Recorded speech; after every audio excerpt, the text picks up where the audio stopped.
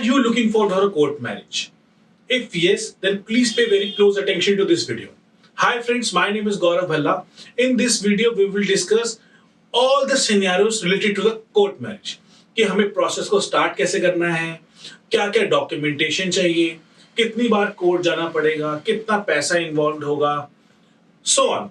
तो दोस्तों, अगर आप भी कोर्ट मैरिज करने के लिए प्लान कर रहे हैं और आपको समझ नहीं आ रहा है कि आपको स्टार्ट कहां से करना है, तो सबसे पहले आपको अपने सिटी में या अपनी स्टेट में एक ऐसा एडवोकेट देखना है जो कि सिंपली कोर्ट मैरिज के मैटर्स में ही डील करते हो।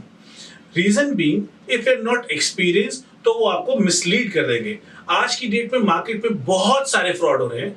हमारे पास बहुत सारे कपल्स आते हैं जो कि नोटरी के डॉक्यूमेंट्स लेके आते हैं कि भाई नोटरी के रजिस्टर में साइन करवा दिया, नोटरी के पेपर्स पे साइन करवा दिए एंड दैट्स इट, हो गई शादी। बट लेटर ऑन होता क्या है, लास्ट में आके पुलिस वाले उनके घर वालों को अरेस्ट कर रहे होते हैं। यूजुअली होता क्या है, बहुत सारे जो कपल्स हैं घर से निकल जाते हैं, कोर्ट में जाते हैं, डॉक्यूमेंटेशन नहीं होता है, बस कोई भी लॉयर फर्जी तरीके से काम करवा के पैसे बना लेते हैं। तो दोस्तों, इस तरह के फ्रॉड में बिल्कुल नहीं आना है।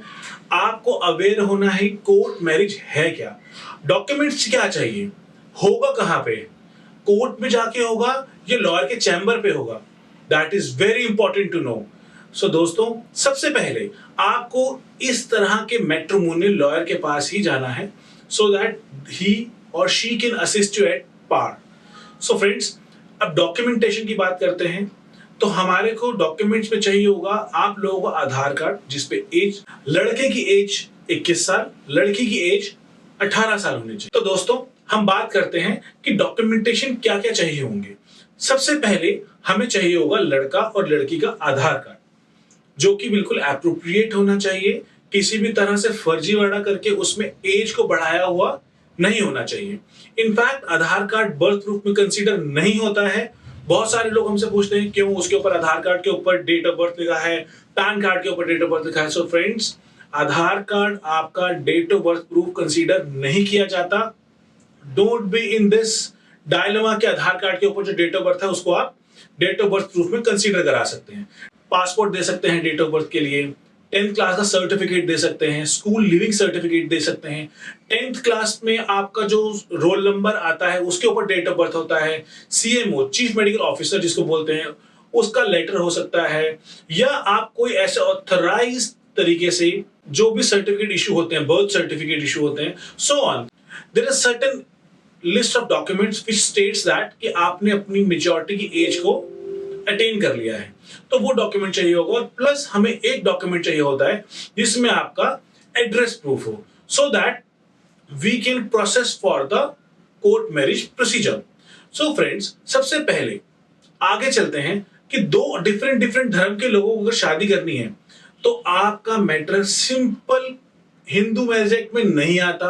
आपको किसी भी प्रकार से मंदिर में, गुरुद्वारे में, मस्जिद में, मौलाना के पास, गिरजाघर में कहीं नहीं जाना है। आपको सीधा जाना है अपने कोर्ट में, जहां की आपकी शादी 1 महीने से पहले नहीं कराई जा सकती। अगर आपसे कोई कह रहा है हम 2 डिफरेंट रिलीजन के लोगों की शादी 2 दिन में करा देंगे, 10 दिन में करा देंगे, तो दोस्तों वो सब फेक है। बी अवेयर, आपको उन सब लफड़ों में, उन सब की झांसे में, जालसाजी में नहीं आना है। अब चलते हैं कोर्ट मैरिज के सेम रिलीजन कपल्स की तरफ। If you both are Hindu, if you both are Muslims, तो यस, आप लोग रिलीजियस एक्टिविटी करके, मींस शादी करके कोर्ट से रजिस्ट्रेशन सर्टिफिकेट ले सकते हैं। हर सिटी में अपने अपने एरिया के अकॉर्डिंग कुछ टाइम लिमिटेशंस हैं जिसके अंडर आपको सर्टिफिकेट इशू किया जाता है। फॉर एग्जाम्पल, अगर आप दिल्ली की बात करें तो अगर आप सेम रिलीजन में हैं तो कम से कम आपको 2 दिन का समय लगेगा। मुंबई में आपको 2 दिन का समय लगेगा, जयपुर में आप सेम डे कर सकते हैं, गाजियाबाद में आप सेम डे कर सकते हैं, so on. So there is a list. आप हर सिटी में अपने अपने अकॉर्डिंग वहां की टाइमलाइन को फॉलो करके अपनी शादी को रजिस्टर्ड करा सकते हैं। जस्ट मेक श्योर जो सर्टिफिकेट आपको मिल रहा है वो आपकी गवर्नमेंट पोर्टल के ऊपर सर्टिफिकेट शो होना चाहिए। इफ somebody is saying कि आपका सर्टिफिकेट जो हमने दिया that is a final certificate, तो दोस्तों वो आपको फेक सर्टिफिकेट दे रहे हैं, आपके पैसे ठगने की कोशिश कर रहे हैं। Don't go for it. Simply आप पैसे उसी एजेंट, उसी लॉयर को देंगे जो आपको ये बताएगा कि आपका सर्टिफिकेट इतने बजे इस पोर्टल के ऊपर दिखाई दे जाएगा या hand to hand certificate portal के ऊपर रिफ्लेक्ट हो जाएगा। इसी केस में आपकी शादी को लेजिटिमेट माना जाएगा और आप अपनी शादी को सिक्योर कर सकते हैं। तो दोस्तों, आज की डेट में अगर आपके पास कोई नोटरी के रजिस्टर वाला साइन करा हुआ डॉक्यूमेंट दे देता है और आप चले जाते हैं पुलिस स्टेशन में, तो आप क्या करेंगे? सबसे पहले तो वो शादी मानी नहीं जाएगी और आपके अगेंस्ट भी लीगल एक्शन लिया जा सकता है। तो दोस्तों, आपको चीटिंग में नहीं आना है। अब सबसे इंपॉर्टेंट पार्ट कि अगर आपकी एज, लड़के की एज 18 नहीं हुई है, लड़की की एज 18 नहीं हुई है, डोंट गो फॉर इट। अगर आपने किसी भी तरह से अपने डॉक्यूमेंट के साथ कुछ ऊंच नीच करी या गलती से भी डॉक्यूमेंट्स में एज बढ़वाने की कोशिश करी, तो दोस्तों हमारा कानून बहुत सख्त है। आपकी एज को आपका मेडिकल एग्जामिन करा के भी बताया जा सकता है क्या एज है। बहुत सारे कपल्स आते हैं हमारे पास जिन्होंने पहले से गलतियां करी हैं और वो आज उसके कॉन्सिक्वेंसेस को झेल रहे हैं। There is a terminology called POCSO. अगर एक बार आपके ऊपर पॉस्को का केस लग गया तो आपका करियर खत्म हो जाएगा।